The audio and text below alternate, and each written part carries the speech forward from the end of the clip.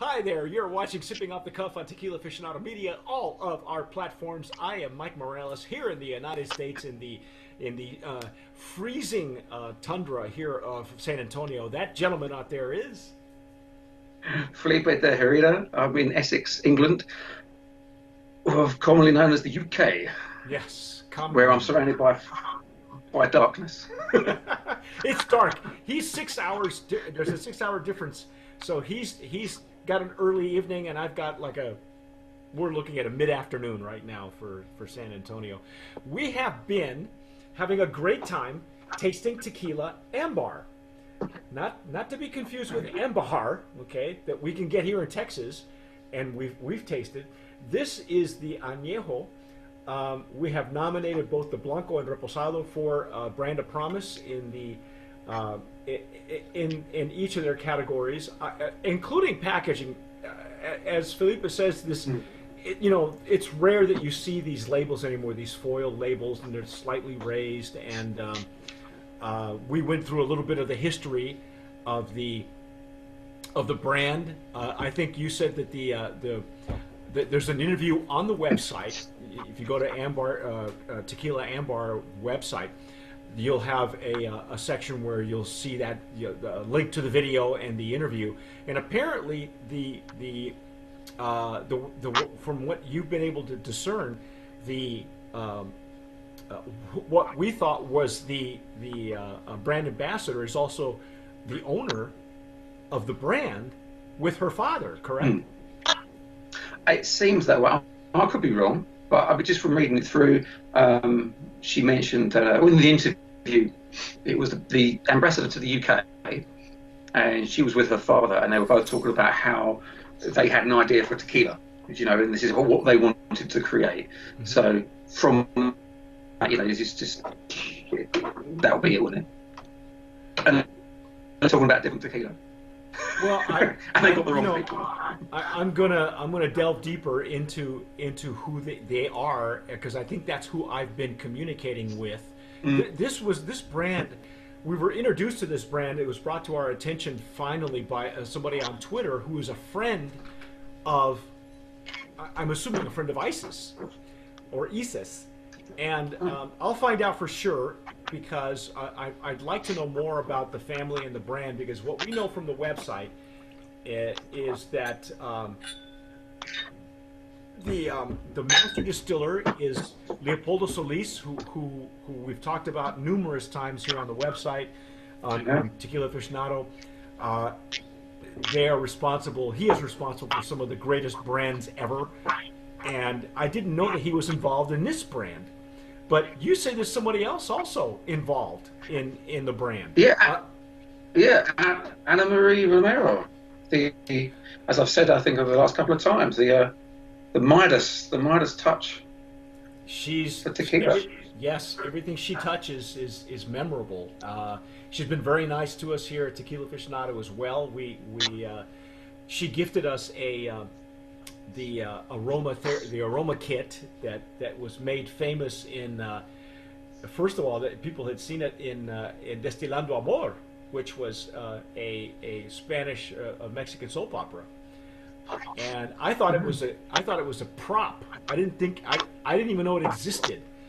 And it turns out she is the developer of that and many other brands. And you can read about her also on our Women in Tequila series. So if you've got two of those people playing with your brand, so far we've enjoyed the quality. I mean, this has been some great stuff. Yeah, it's something that you have to be careful of. It's not, like I think I said last time, it's unforgiving, but not as in, if you drive too fast down forgiving. It's like you can easily just think you've had a couple and you've had half a bottle. Yeah, it's just so smooth and easy. It's a very approachable, very drinkable tequila. I know the wood notes on this are just beautiful. It just gets better, doesn't it? Yeah, it's just more of an amplified it's the natural progression that we've been expecting from Blanco Reposado to Añejo. How many months are they resting the Añejo? It's 18 months. Wow. So good old rest there. Wow. There's more, there's more sweetness coming through on this. Yes. Yeah, and the allspice that you were detecting in the reposado is much more amplified now. Now I'm getting more of the cinnamon notes. It's Yeah. more of the baking spices. Oh, Wow, this is lovely, man. This is exactly what the doctor ordered. This is beautiful. Beautiful legs and tears. Even with the reposado, they weren't so clingy. They sheet nicely. It's just and even this añejo is not so. You can tell that whatever glycerin is coming through is just happening naturally from the distillation. It's not anything that they're adding to it. This is just to give you all the information. It is coming from the nom is just to be totally upfront. It's Casa Ambar Limited. They are being imported from in London. Nom 1477, and it says that it is produced and bottled under the supervision of Leticia Hermosillo Revelero, who that's Puerta de Hierro, isn't it? 1477. Por the year, yeah. Yeah, That's what I've got down. Yeah. But I will tell you that it is not like Cava de Oro. It's not the cloying sweet tequilas that we're used to getting from Puerto de Hierro. This is a completely other animal. Wow, Yeah. that's just gorgeous. I love it just opens up beautifully in that Glencairn. Just gorgeous. Ah, my goodness. It's incredible how, like, doing from the Blanco Repo to this, how they're all very similar, but obviously I know they're the same tequilas. There's not that sort of daft thing to say, but the differences are really, they're obvious, but there's some differences. Well, So, it's that flavor's gone, and this one's. Yeah, I like to call it the natural progression of what we've been, what we expect from a tequila of quality. I gotta try it. I gotta dive in, man. That nose is amazing. Well,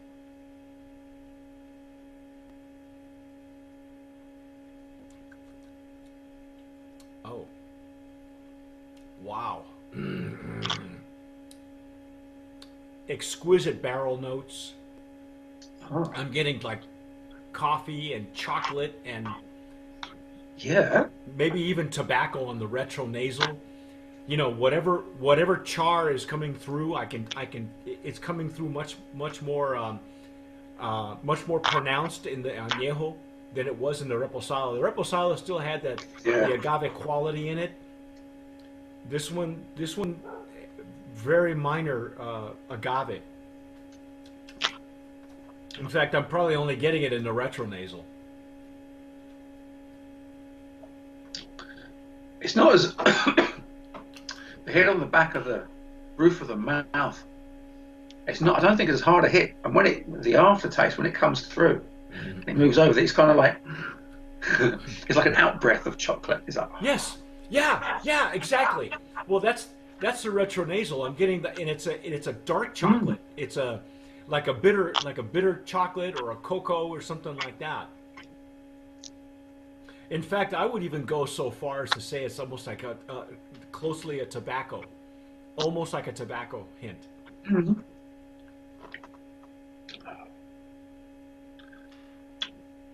Yeah. Wow, this is a hearty tequila. I was telling Felipe that this is European bottling, or what we call Mexican bottling. It's a 38 ABV. Felipe doesn't seem to think that there's much of a difference in the degrees. I do. I can tell the difference because, at least for us here in the States, at 80 proof, you're more than likely to get more alcohol, you know, coming through. And all three of these had no alcohol in them. No, I was going to say there's nothing in that either. This is Maybe a bit more of a hint, but this is nothing but more than just tequila and barrel. That's it. yeah,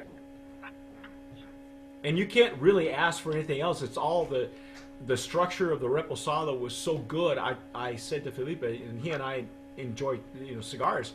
I think the reposado would stand up to a cigar quite well, but the añejo goes without saying. yeah.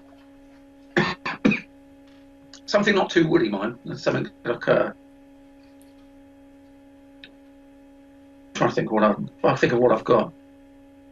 La Casa de Habana, a small little Corona with that. There we go. But just to add to the wood on that, it's like whiskey. It's like whiskey, but it's very light. There's none of that harshness that you'd get from a whiskey, from a malt. No, it's too smooth. It's like you said. It's unforgiving. You know, we're gonna wind up. Yeah, you'll definitely. This is something that you have to be real careful with, because if you're not, you can put a straw in it and suck it right down, because it's that dangerous. And it's exquisite. It really is. Now, if you know anything about Leopoldo Solis, we've talked about it. He is the originator. He and his partner have originated what I call the Mozart method of tequila fermentations, where they play classical music during fermentation. And you've heard us talk about it over and over and over again. Lots of brands out there are using it. The fact that they have Anna Maria on top of that, I don't even know how that works, man. I don't know how you could get.